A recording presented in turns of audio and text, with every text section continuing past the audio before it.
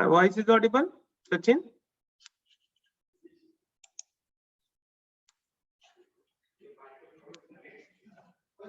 Yes, sir. Yes, sir. Okay, thank you.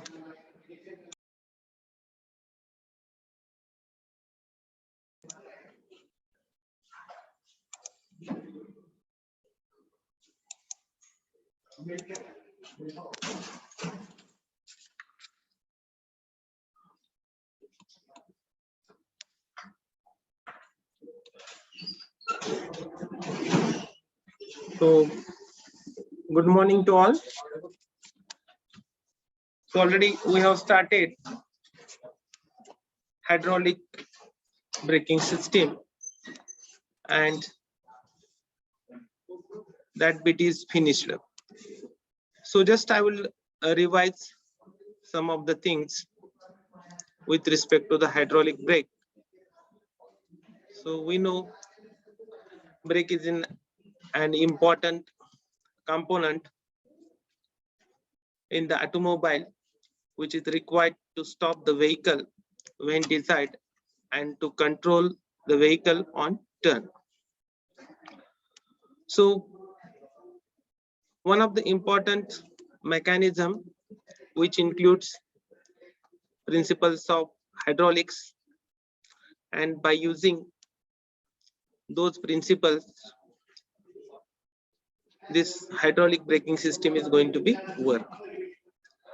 So brakes, in this case brakes are actuated with the help of hydraulic pressure of the fluid which is generated in master cylinder or tandem master cylinder.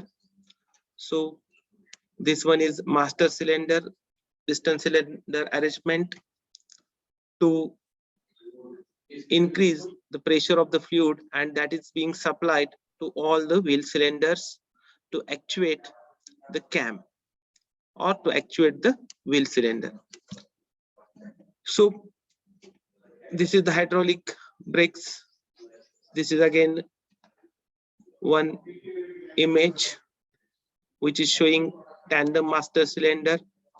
So two piston and two cylinder or two cylinder compartments, one for two front wheels and one for two rear wheels. So this is again a line diagram, master cylinder at the center, then these are the wheel cylinder provided for the front wheel, these are the wheel cylinder provided for the rear wheel, and this one is the brake pedal. So this we have seen. Okay, so this is about hydraulic braking system. So when brake is applied, so to stop the vehicle, the piston in the master cylinder will generate pressure inside the cylinder, and that is supplied to each wheel cylinder through the tubing. So brake applied and brake released, that we have seen. Then advantages and the disadvantages. Now let us see components used in hydraulic braking system in detail.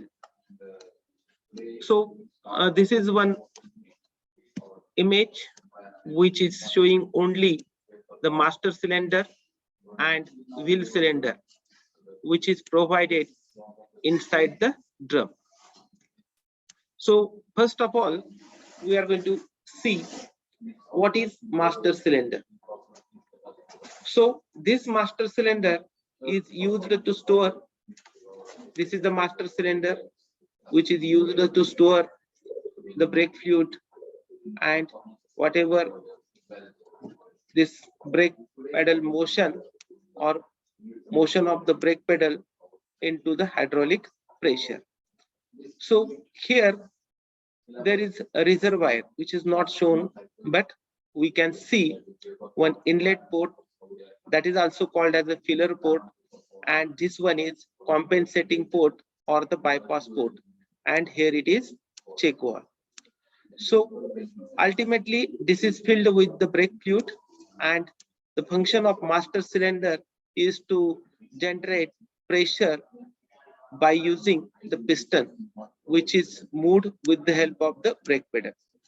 And once at certain value, it is going to be generated through this check valve. It is supplied to this wheel cylinder, and that will operate two piston, one at the left hand side and one at the right hand side, and that will operate the brake shoe. So like this, brake shoes are there, and those will be operated with the help of this wheel cylinder. So generally this master cylinder, so this is the master cylinder, which consists of, I will show another figure. So this is the master cylinder. This one is reservoir. This is for tandem master cylinder. Now you will get idea regarding what I'm saying. So here there is a reservoir which stores brake fluid, and this inlet and compensating port are connected with this reservoir. So these two ports are connected to the master cylinder chamber. So when oil is less, so through this filler port that is supplied to this, and through this compensating port, so that will maintain constant amount in this frontal chamber. So this is again the wheel cylinder. So here this is fluid from the master cylinder. So wheel cylinder is going to use the pressure to apply force, or that pressurized oil to apply the force on these pistons. This one is the piston, and at the end you can imagine there is brake shoe. Then these are the rubber parts. Again, it is called as a duster boot. Then this one is the retracting spring.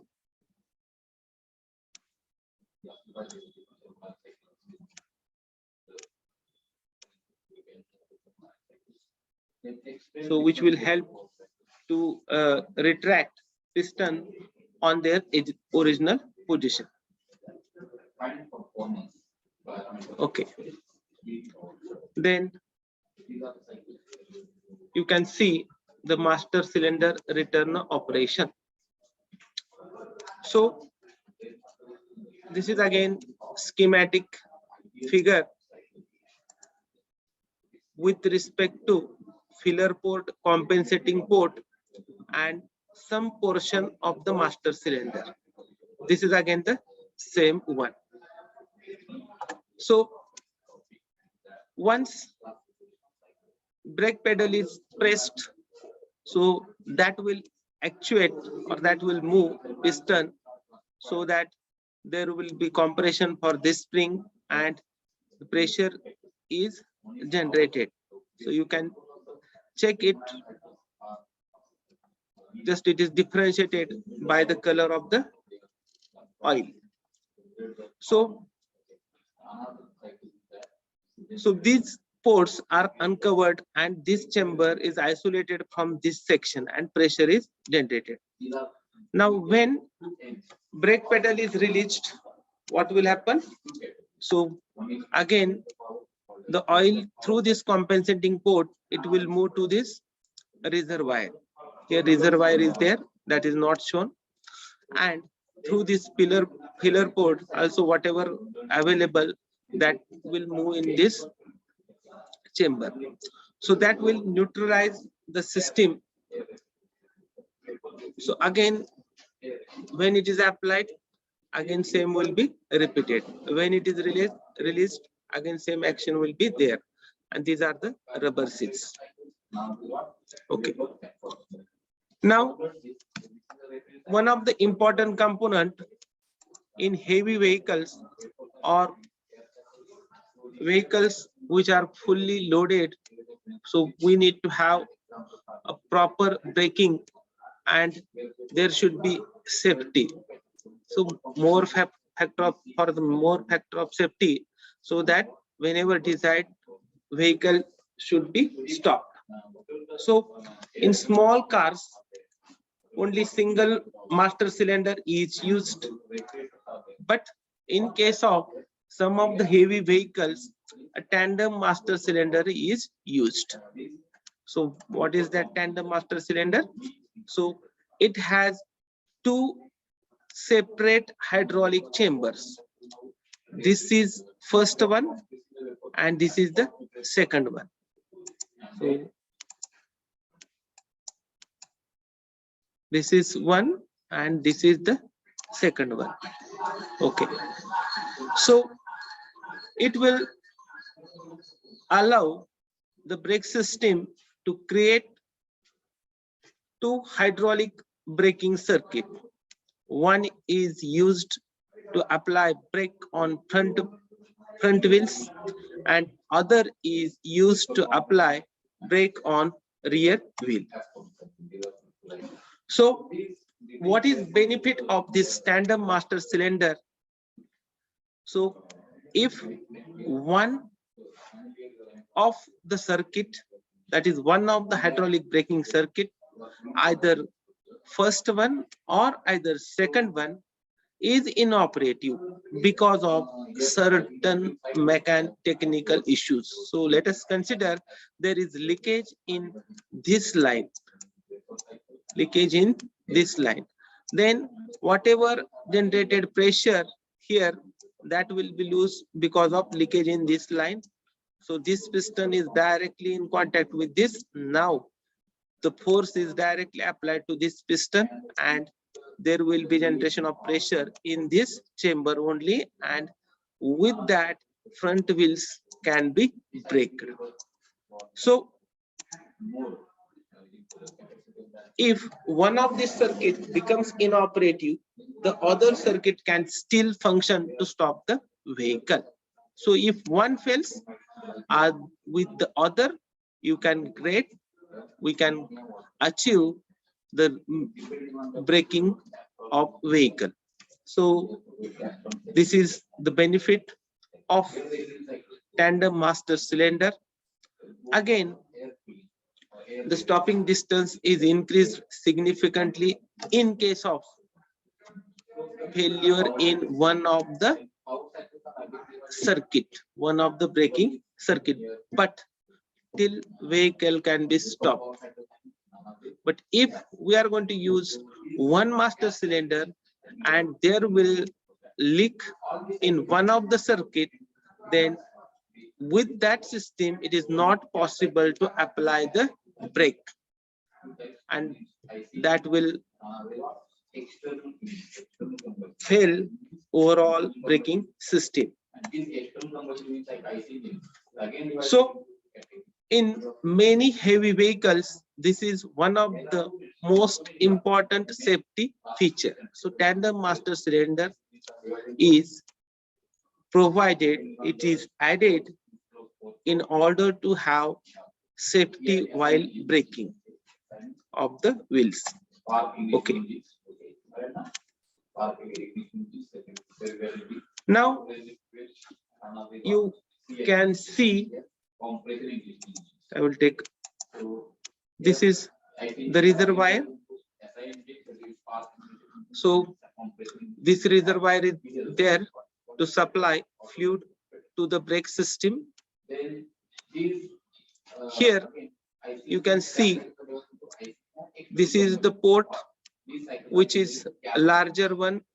This one is smaller one. This is larger one. This is smaller one. So whatever larger port, that is nothing but filler or intake port. So this may be asked in EMCQ. Remember that.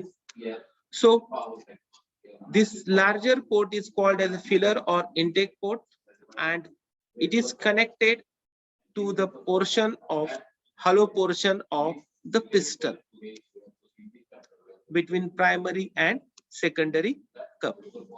So this one is the hollow portion, this one is the hollow portion, and this is connected with this reservoir with the help of this filler port. Okay.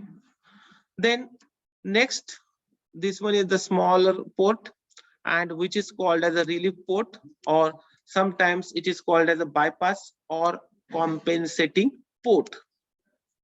So you should know that one is called as a filler, or one is called as a filler or intake port, and size of that port is larger as compared to the relief, bypass or compensating port, which is small. So this is connected directly with the cylinder. So this one is the cylinder, this is the cylinder chamber. So this compensating port is directly connected to the reservoir. This chamber is directly connected via this compensating or relief or bypass port with the reservoir. So this is about smaller and larger ports in case of the tandem master cylinder. So you can just see another image for tandem master cylinder.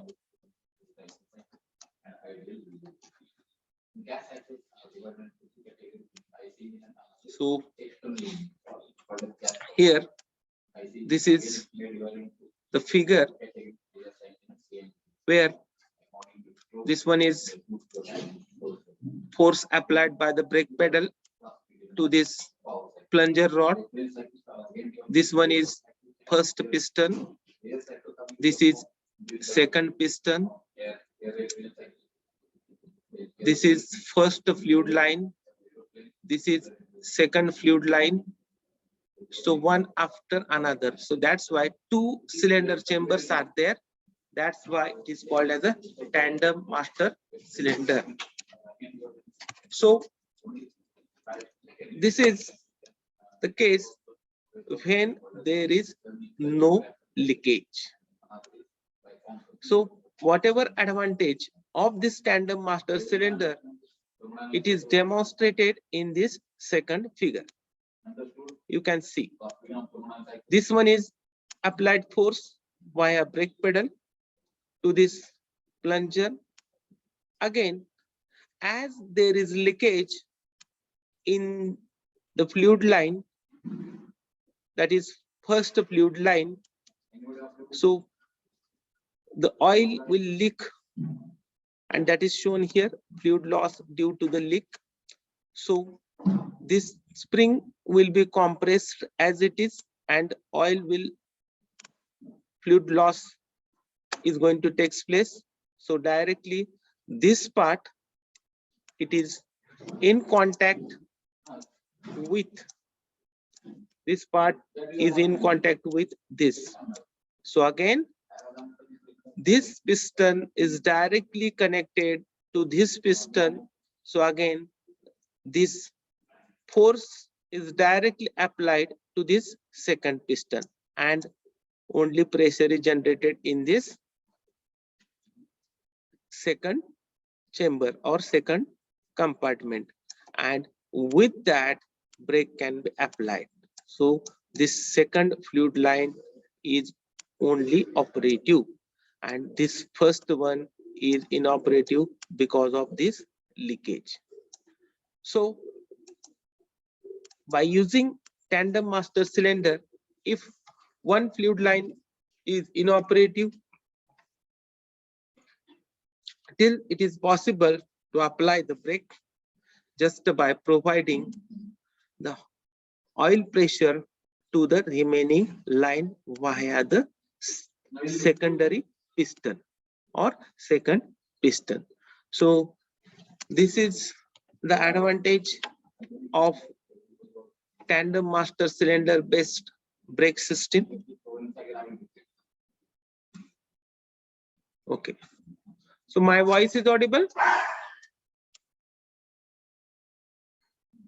Sachin? Yes, sir, you are audible, sir. Okay. Okay. So understood how tandem master cylinder is working, how operation is there. So as compared to the single master cylinder, tandem master cylinder is useful. So if braking system on two wheels, either front or rear wheel fails, it is possible to manage, or it is possible to stop the vehicle by using the braking system of remaining wheels. So that is the benefit of this tandem master cylinder. Okay. Then next type of brake, that is the category where some power or additional power is provided to apply the brake. So the driver or the operator has to apply very less effort.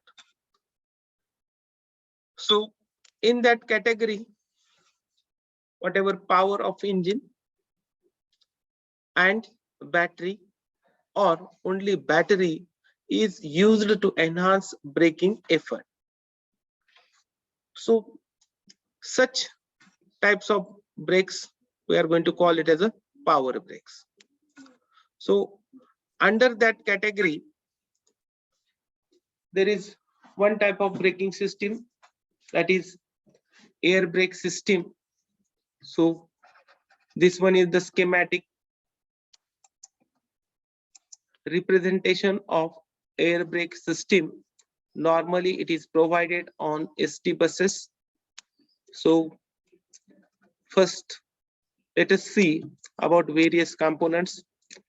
So here, this is air filter, this is compressor, this one is unloader valve, this is a reservoir, this is connection to other accessories, and through this reservoir there is brake valve, and through this brake valve the pressurized air is provided to the wheel cylinder. So this is the brake chamber. So for each wheel there is one chamber. So via brake valve, that pressurized air is supplied to the brake chamber, and that will apply the brake on the rotating drum via mechanical linkage. So let us see in brief what are the various components and what is the function of those components. So to compress the air compressor is used. This one is the compressor. So this is driven using the engine power. So this compressor is run by engine power, and the pressure of compressed air is used to apply the brake. So here you can see this is air chamber. So just I will connect it for your information.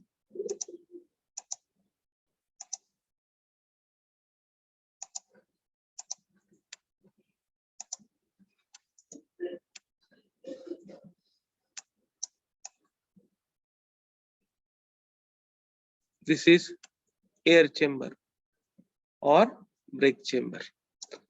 So through this brake valve, air is provided to this brake chamber or the air chamber, and inside this air or brake chamber there is a diaphragm. So you can see this figure right bottom on the slide. So this one is diaphragm. So air is provided through this part. This one is brake chamber or the air chamber. So with the help of pressure of compressed air, this diaphragm will move in this direction. So that will actuate this push rod. This is the push rod. This is the push rod. And with the actuation of the push rod, 1 minute, I will take a different color.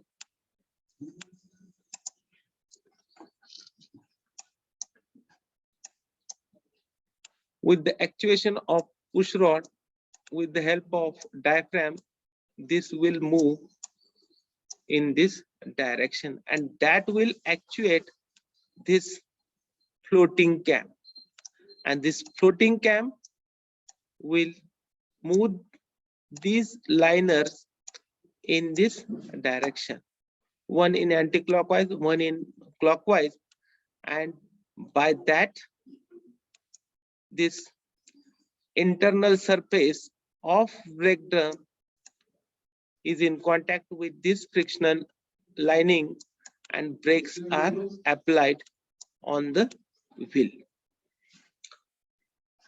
So with the help of this compressed air, which is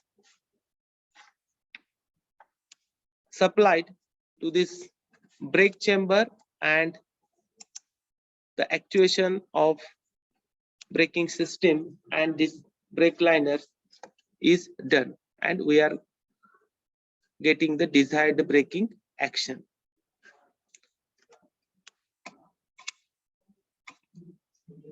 So this one is another image. So one of the three-dimensional view. So this is brake chamber. This is slack adjuster. Here it is cam,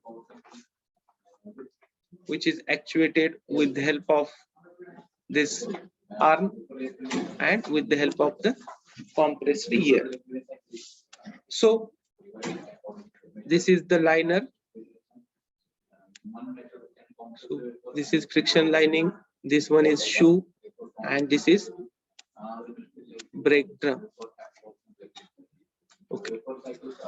So here the air pressure applies force on brake shoe through suitable linkage to operate the brake. So this one is brake chamber. So whatever compressed air, it is supplied to this brake chamber, that will apply, that will actuate the diaphragm, and with the help of diaphragm this push rod will be actuated, and this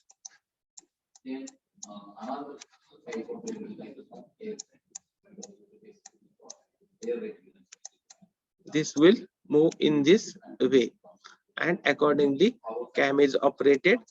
These three ends of brake shoe will move in outward direction, that is internally expanding mechanism, and that enable to stop this rotating drum.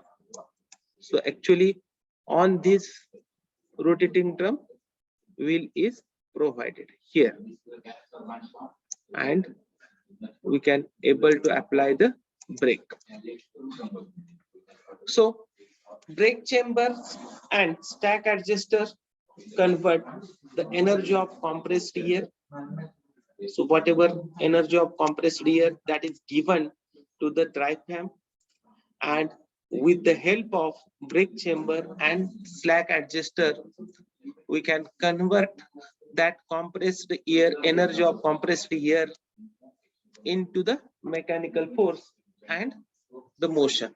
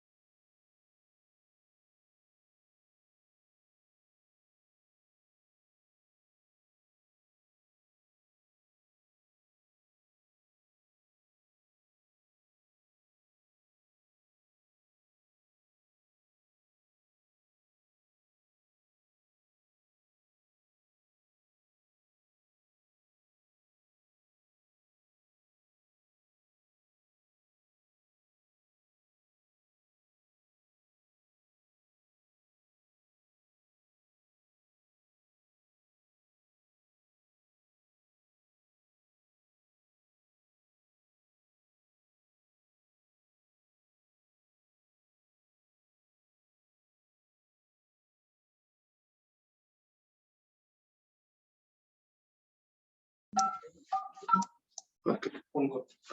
Okay. So sorry for the disturbance. So this is the brake chamber. With the help of slack adjuster and brake chamber, that energy of compressed air is converted into mechanical force, and the ultimately final the motion of the cam, and that cam is required to operate the brake shoe. Okay, so please wait. Or is called as vapor cycle. The power cycle in which working substance is as vapor of substance is called as vapor power. These terms are called as vapor power cycle, and vapor power cycles are the examples. Carnot vapor power cycle is one of the examples. This is what land. Two vapor power cycles are there. One is Carnot vapor power cycle, another is land.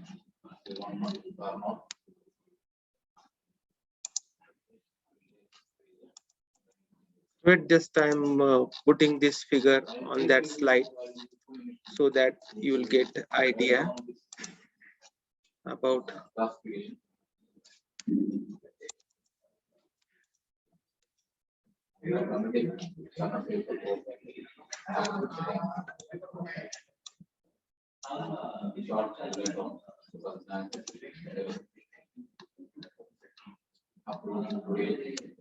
Okay, so this is the cam actuator. So you can relate this with this cam. So once this is actuated, this brake shoe will fly from internal to the outward, internally expanding. It will also in this direction, and you will get the braking action. So this is the cam that will be actuated, or whatever the mechanical force that is supplied, which is used to actuate the brake camshaft, and which in turn operates the foundation brake mechanism, forcing brake shoe against the rotating drum. Okay, so understood how air brake system works? Sachin?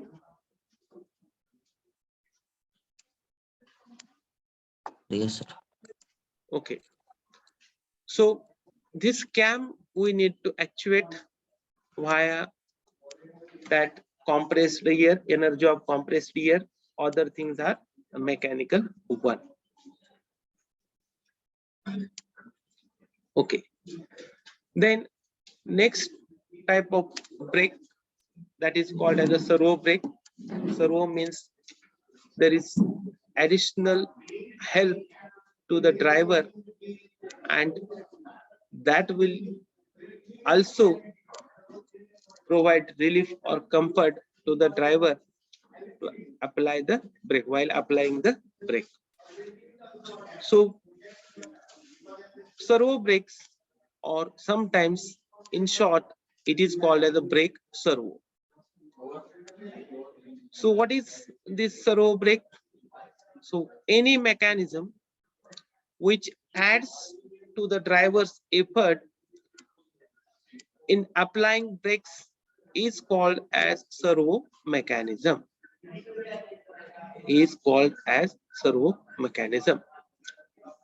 So previously we have seen a tandem master cylinder, brake fluid reservoir, and here additionally one component you are observing, and that is called as vacuum booster. So this is directly connected to the push rod. So that push rod, that is one of the component of the tandem master cylinder used to move the piston to generate the oil pressure. Now in connection with that, or in connection with this hydraulic braking system, so how servo works, that we are going to see. So any mechanism which adds to the driver's effort in applying the brakes is called as a servo mechanism. So in the form of servo mechanism, here vacuum booster is in between the brake pedal and the tandem master cylinder. So this servo mechanism supplies additional effort to the tandem master cylinder. So vacuum brakes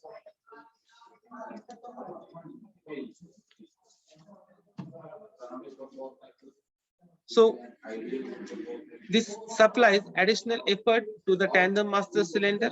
So here vacuum booster, if vacuum booster, or as this servo brake works on vacuum booster, it is also called as a vacuum brake. So in this vacuum brake, the suction from the engine inlet manifold is utilized for applying the brake. So you can see this is one chamber, this one is a diaphragm, and this compartment is connected to the intake manifold of the engine, or inlet manifold of the engine, and that is going to take part while applying the brake. So here, what is vacuum brakes? So vacuum brakes are a piston or a diaphragm operating in a cylinder. So instead of piston, here it is a diaphragm which is shown. So this diaphragm is directly connected to this plunger or rod, which is in connection with the pistons in the tandem master cylinder. So just by providing vacuum to this side, this diaphragm will move in this direction, and that will actuate the rod in the tandem master cylinder. So how to actuate this? Just it is connected to the intake manifold. So you can see this is a vacuum booster, or simply one chamber inside which a diaphragm and two compartments are there. So for application of brake, one side of the diaphragm, this side of the diaphragm is subjected to the atmospheric pressure, while other is applied vacuum by exhausting air from that side. So this side is subjected to atmospheric pressure, and this is applied with the vacuum by providing it's a connection to the intake manifold. So that will provide a force which will act on one side of the diaphragm due to the difference in the pressure. So this side there is atmospheric pressure, this side there is vacuum pressure. Because of that, diaphragm will move in this direction, and that will actuate this rod inside the plunger rod inside the tandem master cylinder. So that additionally provide effort, and that mechanism we are going to call it as a servo mechanism. Just driver has to put pressure on this brake pedal. At certain point, the wall inside this will be actuated, and this side will be subjected to the atmospheric pressure, and this is applied with the vacuum as it is connected to the intake manifold. And this force, whatever created on the diaphragm, that will be used to operate the brake system, that will operate the tandem master cylinder, and ultimately the brakes will be applied to the wheels. Okay. Now a second figure, you can see the operation, how brakes are applied. So here it is clear. So this is the diaphragm, this is a compartment subjected to atmospheric air, and this is applied with vacuum from the pump, and this is vacuum wall, this one is vacuum wall. Okay, so when brakes applied, you can see this, there is majority of the portion of the chamber is occupied by the atmosphere at atmospheric pressure, and this is vacuum from the pump. So by this way, brakes are pressed and brake is applied. Brake released. So again, you can see for both the compartment, there is same pressure, there is no difference. Here this one is high pressure air, and here purely vacuum is there, and here both the compartments are at the same level. Brake released, and here air wall closed.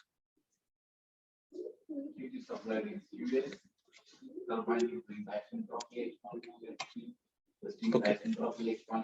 So vacuum brakes are one of the servo brakes, and these are used on heavy vehicles, and that will support to the driver to operate the brake. Okay.